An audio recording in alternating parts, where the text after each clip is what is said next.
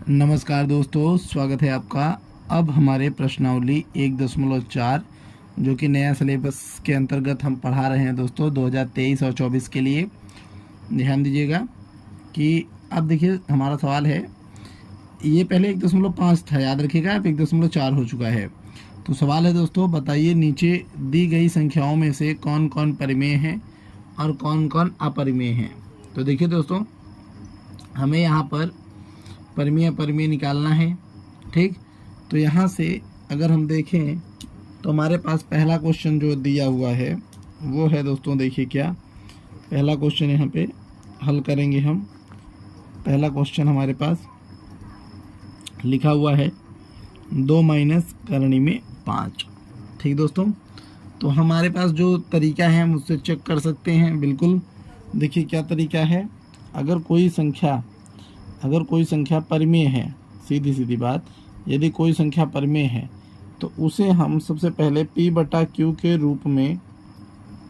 रूप में लिख सकते हैं। ठीक, के रूप में हम इसे लिख सकते हैं, पहला रूल। दूसरे रूल के हिसाब से ये जो Q है वो नॉट इक्वल टू 0 होना चाहिए। फिर उसके बाद P और Q दोनों क्या होने चाहिए, पूर्णांक संख्याएं होनी चाहिए। क्या होनी चाहिए, पूर्णांक संख्या होनी चाहिए। ये हमें ध्यान रखना है, पूर्णांक होने चाहिए। तो इन तीनों को जो फॉलो करता है वही हमारा परिमेय संख्या कहलाता है। अब यदि हम यहाँ पर देखें तो इसे हम P/Q के रूप में लिख भी सकते हैं, जहाँ पर Q नॉट इक्वल टू 0 होगा और P और Q पूर्णांक में नहीं आएंगे। ध्यान दीजिएगा, क्योंकि करणी में 5 कोई भी पूर्णांक के अंतर्गत नहीं आता है। तो यहाँ पर हम ये कह सकते हैं, देखिए ध्यान से क्या कह सकते हैं। देखिए आप यहाँ पे लिखेंगे कि यह संख्या, आप ऐसा लिख सकते हैं कि यह संख्या, आप डायरेक्ट चाहें तो लिख सकते हैं यह संख्या अपरिमेय है। ठीक, क्या लिख सकते हैं, अपरिमेय है।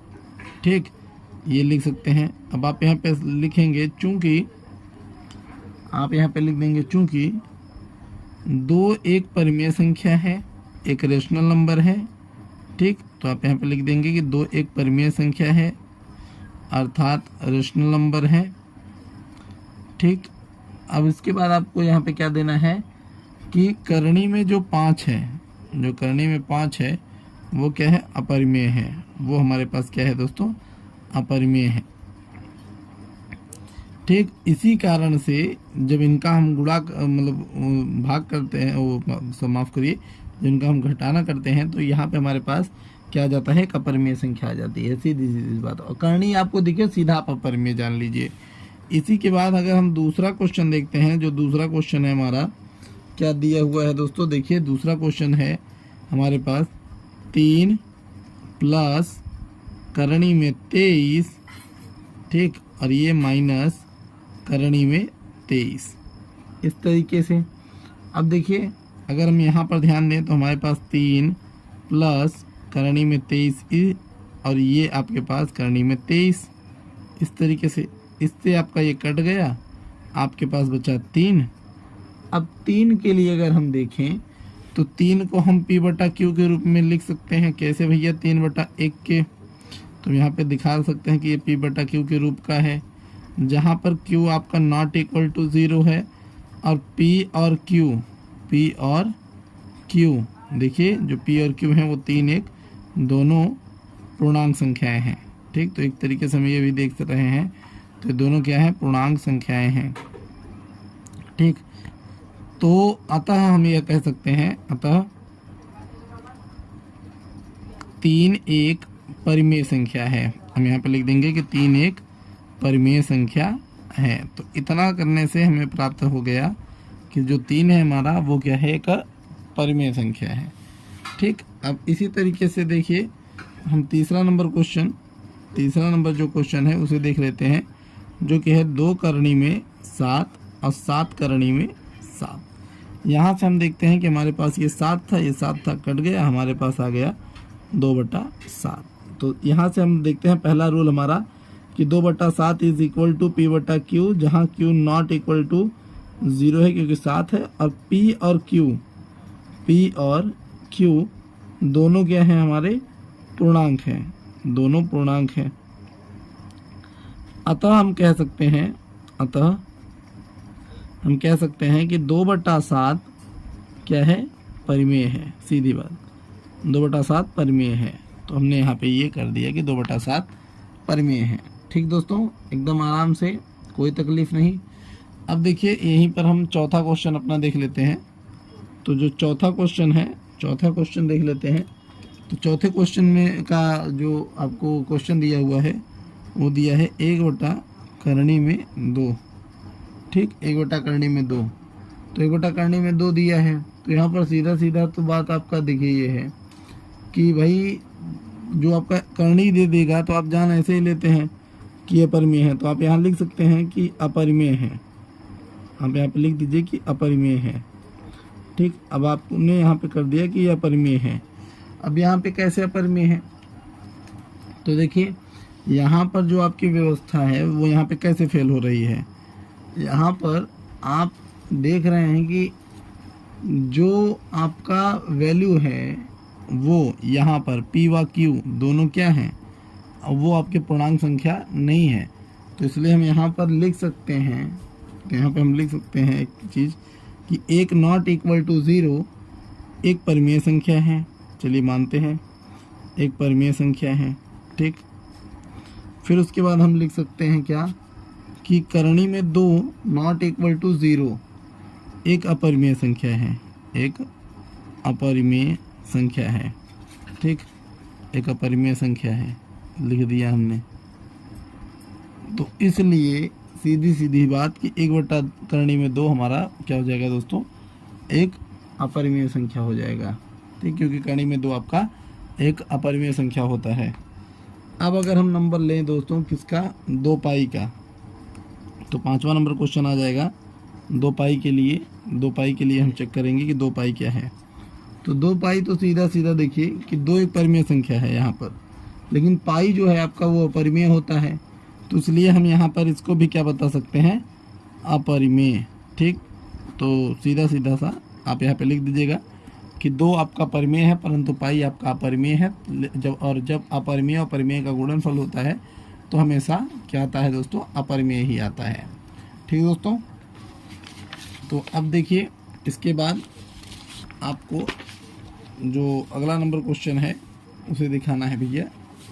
तो अगले नंबर क्वेश्चन को ध्यान से देखते हैं। तो जो हमारा अगला नंबर क्वेश्चन है वो क्या है दोस्तों, दूसरा नंबर क्वेश्चन जो दिया हुआ है। दूसरा नंबर क्वेश्चन देख लेते हैं। दूसरा नंबर क्वेश्चन जो कि दिया हुआ है कि निम्नलिखित व्यंजकों में से प्रत्येक व्यंजक को सरल कीजिए। व्यंजकों को सरल करने के लिए बोला है। तो चलिए देखते हैं दूसरा नंबर क्वेश्चन जो कि दिया हुआ है 3 + करणी में 3, 3 + करणी में 3 और एक तरफ दिया है 2 + करणी में 2। इस तरीके से सवाल को सॉल्व करना शुरू करेंगे। और क्या, तो यहाँ पर देखिए हम क्या करेंगे, सबसे पहले देखिए यहाँ पर इसका हम गुणा कर लेते हैं। तो देखिए 3 दूनी 6, ये आ गया 6, 3 दूनी 6, फिर 3 का गुणा हम इसके साथ करेंगे तो +3 करणी में 2।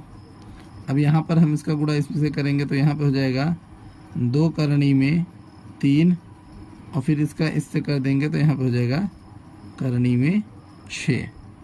ठीक दोस्तों, तो इस तरीके से हमारे पास हो गया 6, 3 करणी में 2 + 2 करणी में 3 और ये करणी में 6। ठीक दोस्तों, एकदम आराम से, ये बस इतना ही करना है आपको और कुछ नहीं।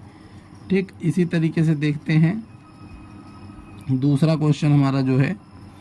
दूसरा क्वेश्चन का आंसर क्या बनेगा, तो दूसरा क्वेश्चन दिया हुआ है हमारे पास 3 + करणी में 3। बहुत ज़्यादा कठिन सवाल नहीं है, बहुत ही आराम से होगा।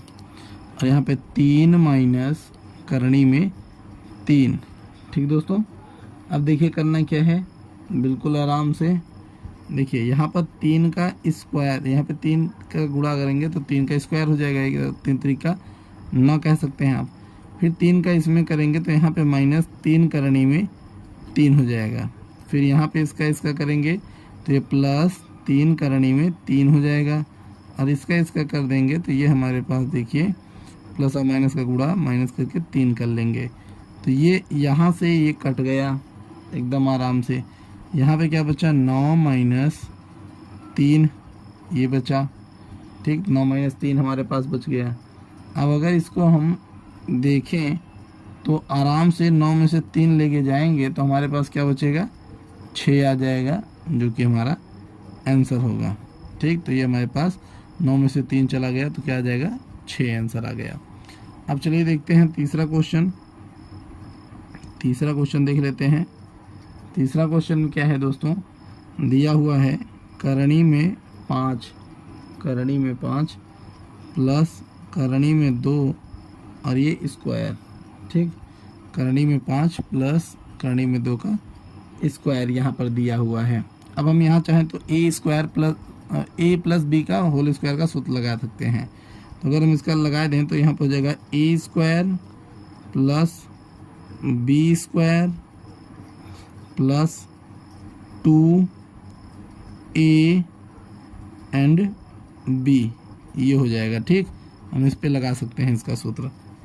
तो यहाँ पे हमारे पास क्या हो जाएगा, 5 प्लस 2 और ये प्लस 2 पंचे 10, तो ये हो गया 2 करणी में 10। तो यहाँ पे आ जाएगा 7 प्लस 2 करणी में 10। तो यहाँ पे हो गया हमारे पास 7 प्लस 2 करणी में 10। ठीक, इसी तरीके से देखिए हम चौथा भी कर सकते हैं।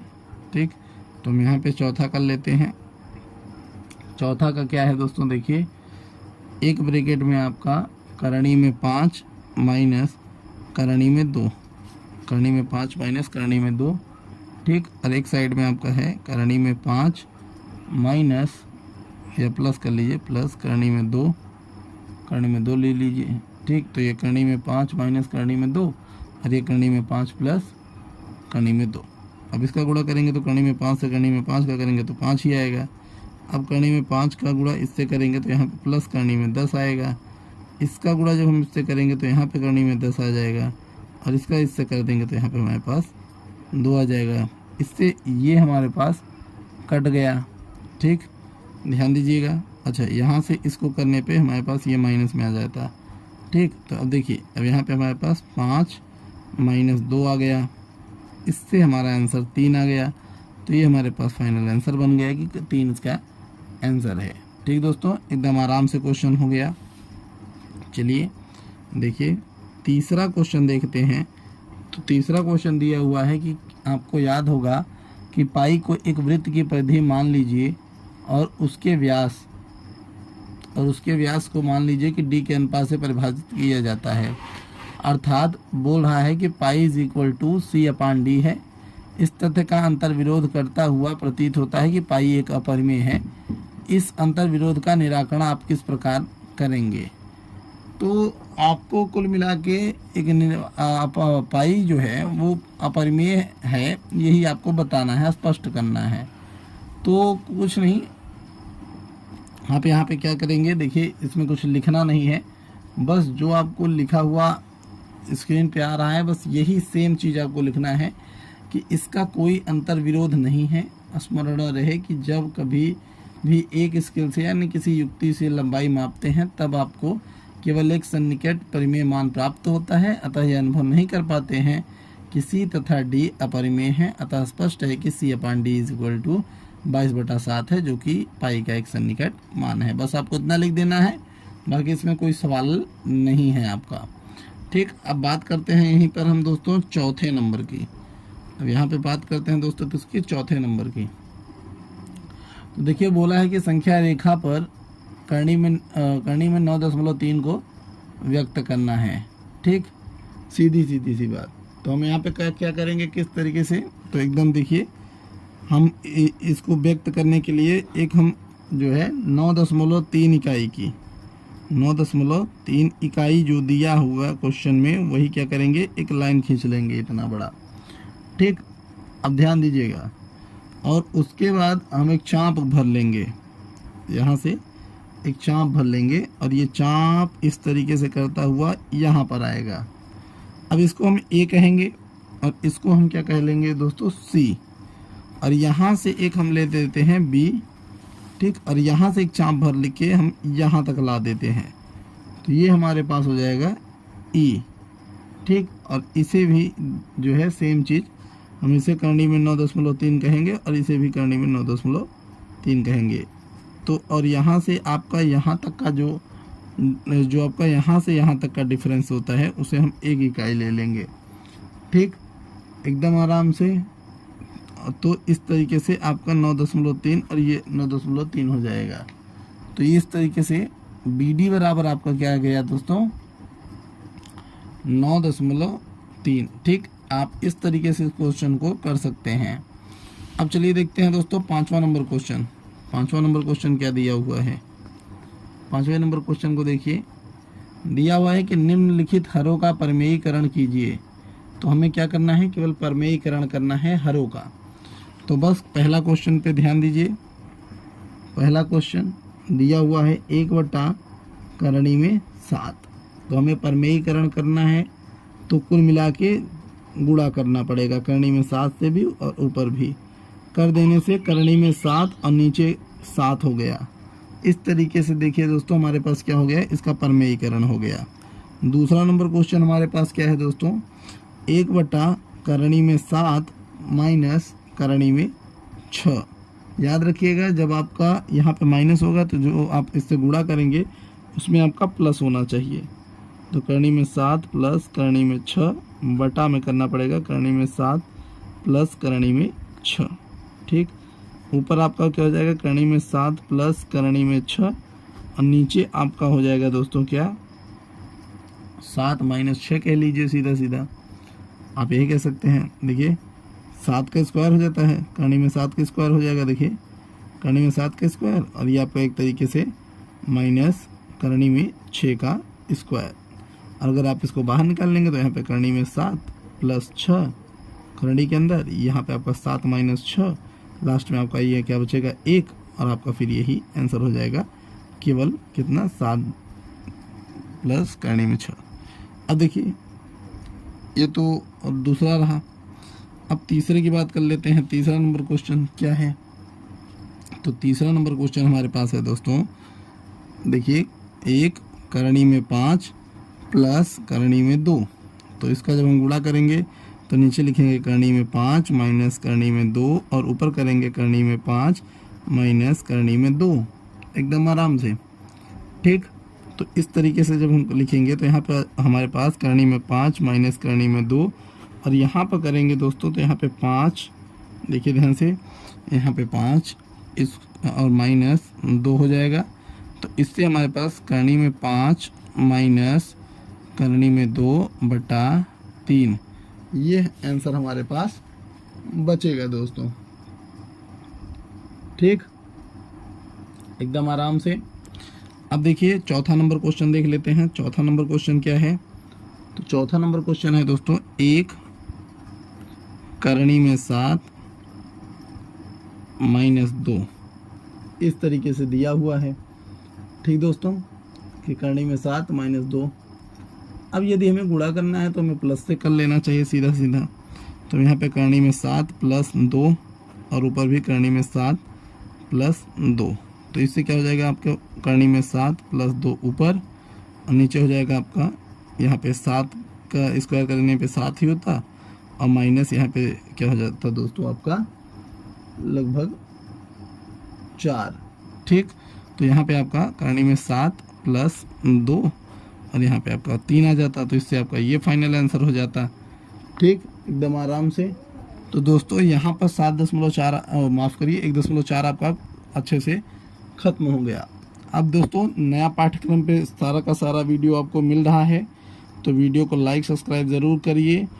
पूरा का पूरा आपको 2023 और 24 के लिए हम जो है ये बैच प्रोवाइड करा रहे हैं। एकदम ढंग से पढ़िए और NCERT की ये सिलेबस पाठ्यक्रम आप किसी भी बोर्ड के लिए यूज़ कर सकते हैं। धन्यवाद, मिलते हैं आपसे अगले वीडियो में।